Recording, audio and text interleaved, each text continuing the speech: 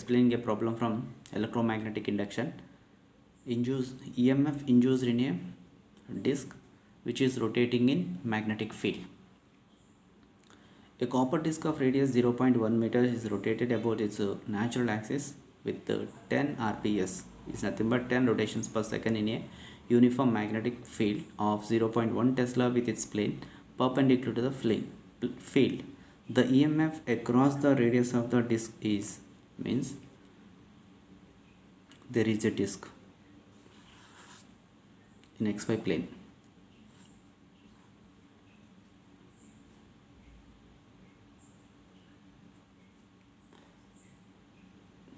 And it is rotating about its natural axis. That means this is the natural axis.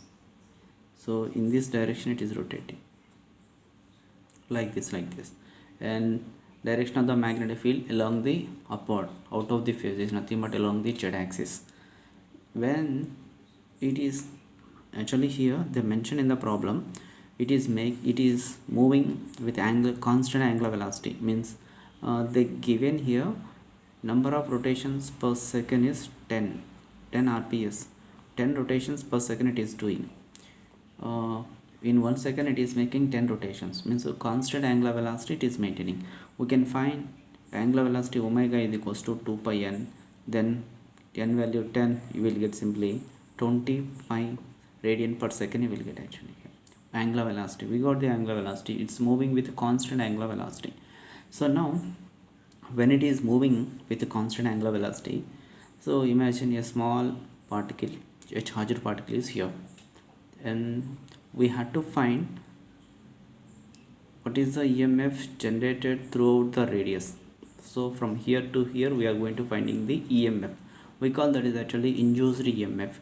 So how much amount of induced EMF is generating throughout its radius. A charged particle, small charged particle we are taking, it makes rotations like this here actually.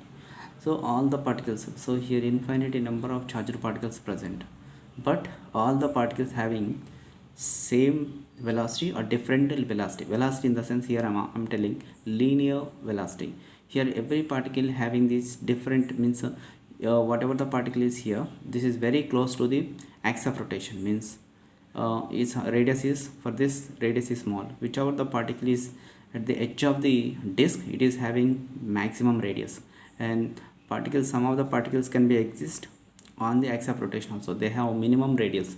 It's nothing but almost particles which are there present at the axis of rotation, they are at rest, and when they are going somewhat far, means the radius will be increased. We know one of the equation, that is V equal to R omega, relation between linear velocity and angular velocity. So that is V equal to R omega. So here omega is constant, then V is directly proportional to R. The linear velocity is directly proportional to radius. Radius is increasing, then linear velocity also increase. Means here every particle does not maintain same linear velocity. Linear velocity V is different for different particles. When a radius is increasing, then velocity also increase. In that one of the particle I am taking, that is somewhat distance from here to here I am taking, that is actually R, a small distance R. Now these particles all are there in magnetic field, that also uniform magnetic field, and that uniform magnetic field B is equals to 0.1 Tesla, 0.1 Tesla of uniform magnetic field. In uniform magnetic field or in magnetic field, charged particles are in motion. If the charged particles are in motion in magnetic field, definitely they will experience a force, and here direction of the charged particle is perpendicular to the magnetic field, that means they will experience maximum force. We know that a formula, force acting on the charged particle F equal to QVB. We are taking only single charged particle, that means unit charged particle, what is the force acting, means F by Q. Force acting on the unit charged particle F by Q is equals to V into B. So next one, if the force acting on the charged particle, then definitely the charge moves radially outward. A small distance it is moving, so that is we are taking a small distance dr. A small distance is moving towards the radius, towards the radially outward Actually from here to here is r, but a small distance it is moved. Charged particle is in motion. What is mean that if charged particle is in motion is nothing but that is current only, no? Current is nothing but what is mean that electric current, flow of charge is called current. Here charged particle in motion means so there is this current. So current is there means EMF will be exist. Whatever the EMF generated when it is moving in uniform magnetic field, that is called induced EMF. Clear? Here induced EMF is generating. Because of that induced EMF, electrons are moving in a conductor radially outward. So that induced EMF we are going to find in actually here. EMF is nothing but potential difference. Also we can take it as EMF E is equals to work done on unit charge. E is equals to what distance it is moving, actually small distance, only single charged particle we are taking, that is moving small distance means a small EMF will be generated, that is dE is equals to W by Q. And here W is equals to what we can write, how much distance it displaced here, small distance dr, force acting on the particle and the particle get displaced, F into dr, W is equals to, we can write now F into dr by Q. So dE is equals to F by Q into dr. Already we know F by Q value. What is mean that what is the value for F by Q here in equation 1? dE. dE is nothing but small induced EMF at this point. dE is equals to VB into dr, and already we know V value. V is equals to R omega. That we can write here.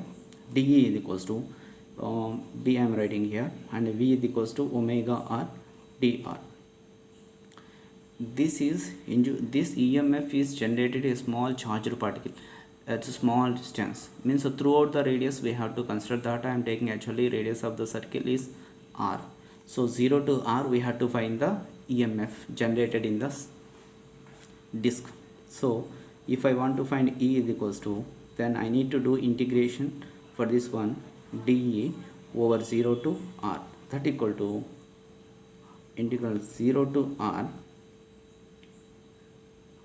d omega R dr. Then E is equals to, so B magnetic field, uniform magnetic field, it's constant. Omega angular velocity, this is also constant. Then write the constant terms outside, and 0 to R R dr, and E is equals to B omega. So R, if you are doing the integration, then you will get R by 2 over 0 to R. This is lower limit and this is upper. From 0 to R we are going to finding, no? So E is equals to, substitute that R value in this equation, then you will get B omega R square by 2. So this is the formula when a disk is rotating in uniform magnetic field and its plane is perpendicular to the magnetic field. So E is equals to B omega R square by 2. So this EMF is generate radially outward, and we know what are the values here. Omega value, it's actually radius of the disk. I'll write here the values once again. Magnetic field B is equals to 0.1 Tesla, and angular velocity omega is equals to 20 pi radian per second, and R value, radius of the circle 0.1 meter. Substitute these values in this equation, then B value, B 0.1 into omega 20 pi into R value 0.1 into 0.1 by 2. 2 ones are 2 tens. So you will get just simply 0.1 0.0.1 10 pi into 10 power minus 3 volts, or else E is equals to pi into 10 to the power of minus 2 volts we can take. So this is the solution for the given problem. If you like this video, please support my channel. Thank you.